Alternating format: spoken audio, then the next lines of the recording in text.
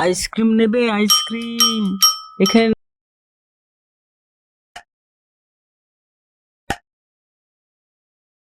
শান্তি, দেখেছো?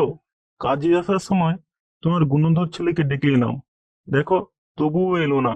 সারাদিন ঘুরে ফিরে খায়, লজ্জা করে না ওর? তুমি ওকে বকো না, ও সবেমাত্র এই পড়াশোনা শেষ করেছে।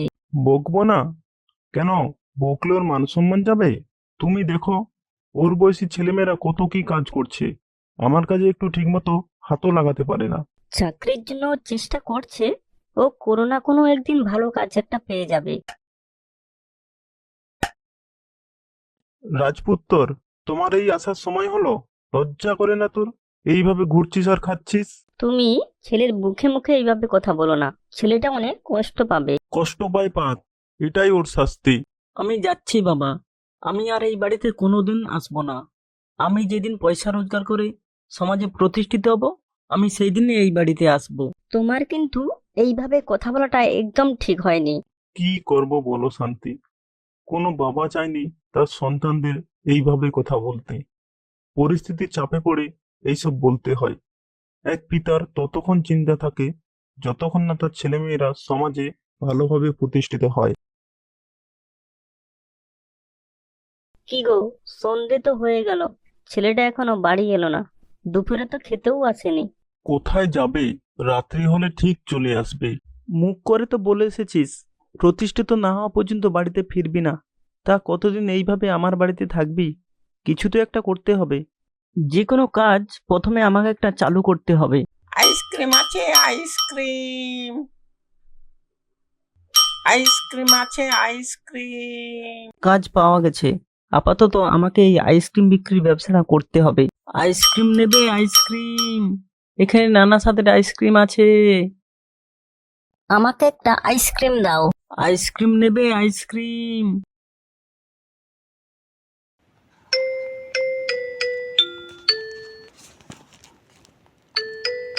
কি রে নয়ন, কি রকম ব্যবসা চলছে?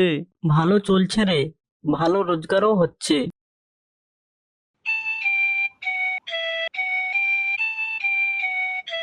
বিকাশ, তোমার ছেলে তো আইসক্রিম বিক্রি করে ভালোই রোজগার করছে, জায়গা কিনে একটা বড় বাড়িও তৈরি করছে। হ্যাঁ মোড়ল মশাই, সবই উপরওয়ালার দোয়ায়। তোমার ছেলে তো সমাজে বেশ প্রতিষ্ঠিত হয়েছে। আমি তোমার কাছে একটা প্রস্তাব রাখতে চাই। তোমার ছেলেকে আমার মেয়ের সঙ্গে বিয়ে দেবে? কি বলছো মোড়ল মশাই? এই তো আমার সৌভাগ্য যে আপনার মেয়ে আমার ছেলের বউ হয়ে আসবে। গিন্নি, শুনেছো তোমার ছেলের কথা? শুনবো না? তোমার ছেলে এখন নিজের পায়ে দাঁড়িয়েছে, আইসক্রিম বিক্রি করে জায়গা কিনে ঘরও তৈরি করেছে। শুনেছি গৃহপ্রবেশের দিন আমাদেরকে ওখানে নিয়ে যাবে। সবই তোমার জন্য হয়েছে। তুমি যদি সেই দিন নয়নকে না বকা দিতে, নয়ন আজ সফল হতে পারতো না। আমার এখানে কিছু নেই, সবই উপরবেলার দয়া আর নয়নের কঠোর পরিশ্রম।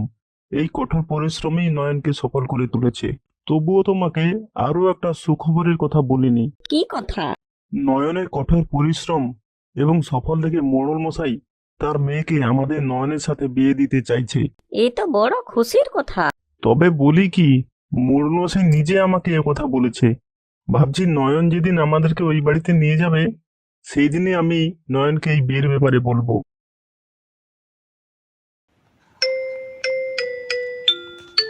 মা, বাবা, চলো, তোমাদের নিতে এসেছি। তোমরা এবার আমার স্বপ্নের বাড়িতে গিয়ে থাকবে। বাবা নয়ন, থাক বাবা, তোমাকে আর কিছু বলতে হবে না। আমি বুঝতে পেরেছি কেন তুমি আমায় সেদিন বকেছিলে। তুমি যদি সেদিন না বকতে, তাহলে আমি এই জায়গায় আসতে পারতাম না। প্রত্যেক মা বাবা চায় তার সন্তানরা সমাজে প্রতিষ্ঠিত হোক, আর আমাদের উচিত যতটা সম্ভব বাবা মায়ের স্বপ্নকে বাস্তবায়িত করা।